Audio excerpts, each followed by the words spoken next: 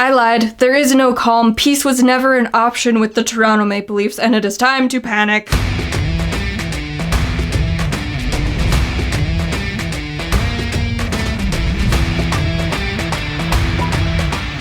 Welcome to From Center Ice. My name is Courtney, and apparently my teams like to make a mockery of me because as soon as I tell Leafs Nation that we all have to calm down, that everything is going to be fine, the Leafs come out and lay 2 more eggs like they are petty, vengeful chickens. And you know what? Usually, I would take the blame for that. Like, oh, I said all of this before Saturday night's game. Everybody just needs to calm down. Everything will be fine. And then they go and they lose 7-1 against a Pittsburgh team that has nobody in the lineup. Clearly, that's my fault, right? No, not this time. It's the Toronto Maple Leafs because they are cursed. And not only do they like to make a mockery of me, they like to make a mockery of Leafs Nation as a whole. Or they just really believe in self-fulfilling prophecies, so people say that they suck now, and so now they are just going to go out there and suck. Either way, I wish I had the answer for what is going on with the Maple Leafs early in this season. If you had told me that 7 games into the 2021-22 season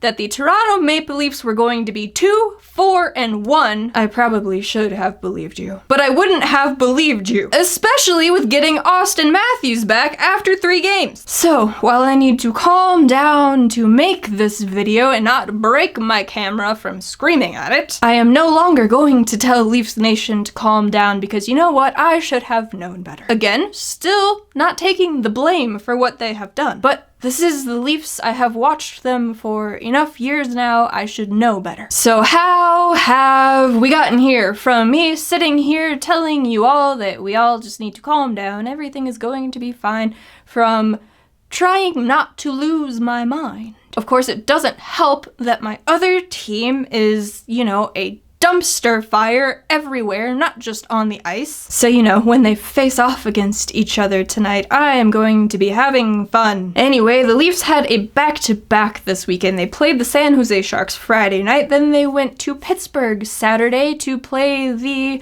AHL Pittsburgh Penguins. No Crosby, no Malkin, no Letang. I believe no Jeff Carter, and I think there were other players out as well, but those are the ones that come to mind. After Hutch was in net Friday, we got Jack Campbell on Saturday. And silly me, heading into that game, my first question for Saturday night's game was, can the Leafs be the team to get the miraculous goaltender performance this time? They lost 7-1. Granted, I am not putting that game on Jack Campbell and then on Michael Hutchinson, who came in relief of Jack Campbell. The first Penguins goal went off of Drew O'Connor's hip right in front of him. The second one he probably should have stopped. It was a Michael Matheson wraparound. But it just seemed like every goal was going in such an unfortunate way and, such a leafy way. Really, one even went off of Jake Muzzin's skate. Because who doesn't love an own goal? At least he didn't shoot it into the net himself, which we have seen plenty times for both of my teams, really. But I think the biggest takeaway from Saturday night's 7-1 loss to the Pittsburgh Penguins is that Jason Spezza is the best human on this planet, and he must be the strongest human, really, because he is out there every night carrying an entire Maple Leafs roster on his back and still scoring goals. Jason Spezza scored his 3rd goal of the season for the Maple Leafs in the first period, which ended the period tied 1-1. So it wasn't looking horrible. And the Leafs even outshot the Penguins 16-10 in the first period. In the second period, however, the Pittsburgh Penguins scored 4 goals, but they only outshot the Leafs 11-10. Okay, while I am filming this video, I see the news come across Twitter, and Jacqueline kindly informed me that John Doe, at the center of the sexual assault lawsuit against the Chicago Blackhawks, is going to come forward tonight, and we are all going to know his identity, so I am a little thrown off now, and I don't really remember where I was. So we are just going to move past the Maple Leafs versus Pittsburgh Penguins game now, and we are going to transition into Monday night's game against the Carolina Hurricanes, the undefeated Carolina Hurricanes and undefeated Frederik Andersen. So a struggling Maple Leafs team, to put it lightly, going up against their former goaltender, who everybody had a love-hate relationship with. I feel like everybody loved Freddie, but then it came to playoff time, and then everybody very much did not love Freddie. Even though you still kind of did, because, you know, it's Frederik Andersen. He's our Freddie, and we love him. But can you please stop a puck? So I did not make a video before that game, but I did write down 3 questions for it because I had full intentions of filming a video before that game, but I did have to take a mental health break for myself. I wasn't feeling the best.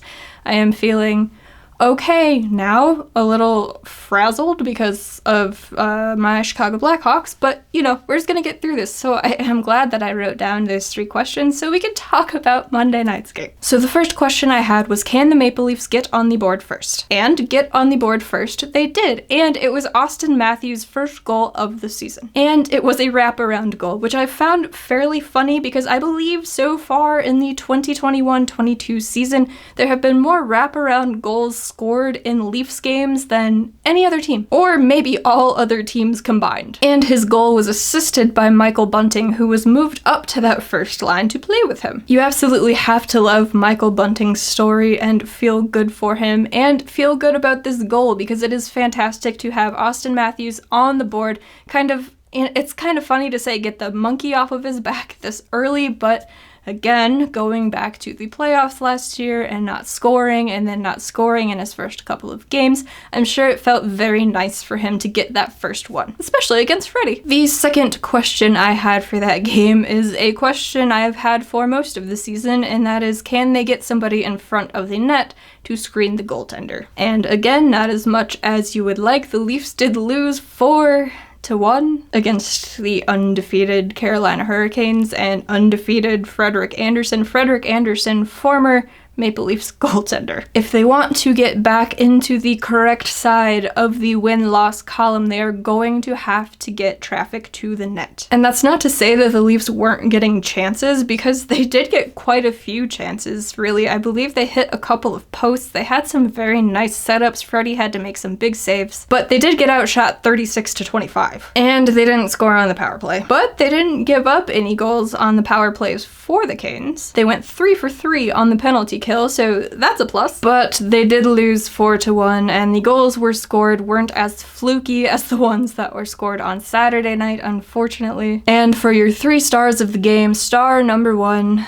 was Frederik Andersen, to just really dig the knife in further, you know? So because my brain is getting about ready to explode and I don't have a whole lot more to say about that Monday night game, we are just going to move on to the 3 questions I have for tonight's game when the Toronto Maple Leafs take on the Chicago Blackhawks. Question 1. Are the Maple Leafs going to bring out an amazing performance from the Blackhawks goaltender? I'm not sure who is starting in net yet for the Hawks. If it's been announced, I missed it. There's been a lot going on in the Twitterverse. But Fleury has had a terrible start to the season so far. Kevin Lankinen has been better than Fleury, I'd say, but again, neither of them have won a game. Kevin was in net when they took the New Jersey Devils to overtime, so he has a point on his record this year so far, but neither of them have really been lights out. So, if you are a Maple Leafs fan, which most of us probably are here, unless you're one of those people that likes to watch my videos about the Leafs losing consistently since they were eliminated in Game 7 against the Montreal Canadiens. That Game 7 video has been in my top watched every week. There's something wrong with you people. I make a lot of great videos. I don't know why you have to keep going back to that one. Yes, I am joking, and yes, I know that is the most watched because people love to see Leafs fans in pain. So anyway, if you are a Leafs fan, you will know that so far this season, through 6 games, and a lot of them, they have been goalied. But can we really call it getting goalied at this point? Is it more so the opposing goaltender getting leafed? These are the questions I ponder. Leave your thoughts in the comments for me. Question 2. Can the Maple Leafs take advantage of a destroyed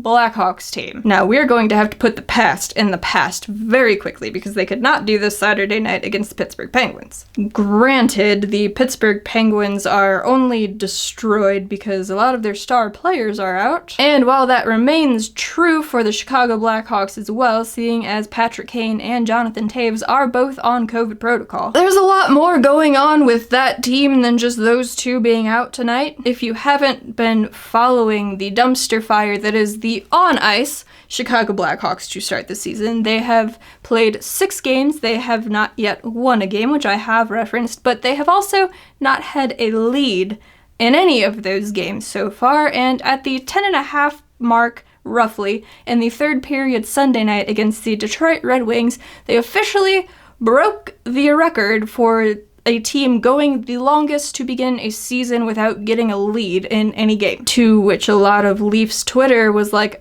oh no, we know how this is going to go on Wednesday night. This is the Leafs we are talking about, and this is a horrible Blackhawks team. So clearly, the Leafs are just going to get spanked. Now, while I also said things along those lines, I was not aware at that point that the independent investigation was going to have a report released yesterday. If you would like to hear my opinions on that from the side of a Blackhawks fan, I did upload a video about it last night. You can check that out if you want to. It's not easy to watch. It wasn't easy to make. And then tonight, like I said just a few minutes ago, John Doe is going to come forward with his identity. So, the Toronto Maple Leafs are taking on that tonight, and I feel like that spells disaster for both teams, really, but I don't think it is an option for neither team to win the game. So, does this game go 0-0 to the shootout? Does it go 10-10 to the shootout? You know?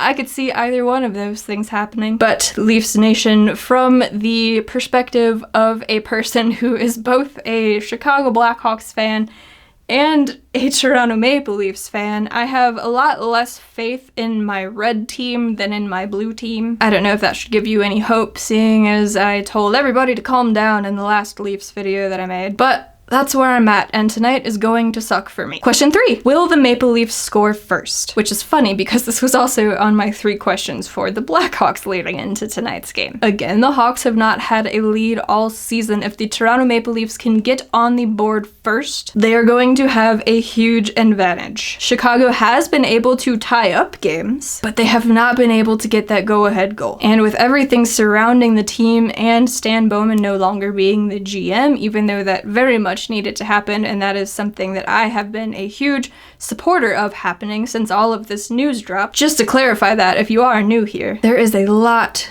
going on in that locker room. Now, sometimes that propels a team to play better, and none of the players on the roster tonight, barring a miracle of Kane and or Toews being taken off of the protocol list, which at this point I don't think is going to happen.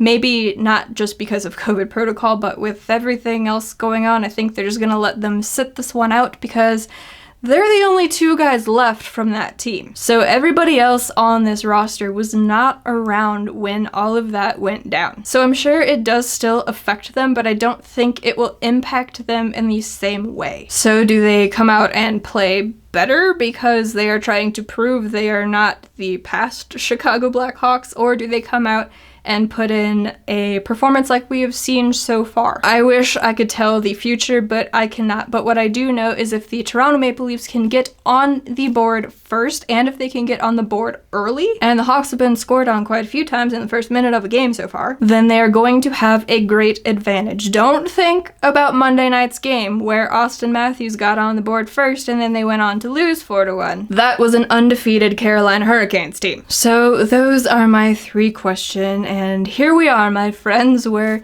both of my teams are playing each other tonight. One team which I very much hate right now, and the other team being the Toronto Maple Leafs that can't seem to win a game anymore. If you would like to follow along with me live tweeting this game tonight, which is sure to be a disaster on my end, you can go ahead and follow us on social media. The links to Twitter and all of the other platforms are in the description for you. Otherwise, if you would like to hear more from me or from Center Ice, you can head on over to FromCenterIce.com. We are recording another podcast episode tonight. At least that was the plan before. We'll see what kind of shape we're in after tonight's game and after the news that's going to come out fairly shortly. Either way, I just want to give a huge thank you to all of you for tuning into this. This video is longer than I was anticipating it being because I just kind of want to keep rambling so I don't have to go back to the real world where I am reading news about everything that's going down. So thank you, Leafs Nation, for sticking with me, or any Blackhawks fans, or any NHL fans, or anybody watching this video. I greatly appreciate you. And you know what? We need some more happiness in the world right now, so I want all of you to pick up your phone and find the number of somebody you love and either call them or text them and tell them that you love them. It is very important. It cannot be said enough times. Just let them know. So with all of that, that is all from me in this video, and I will catch you all after tonight's game. Bye, guys.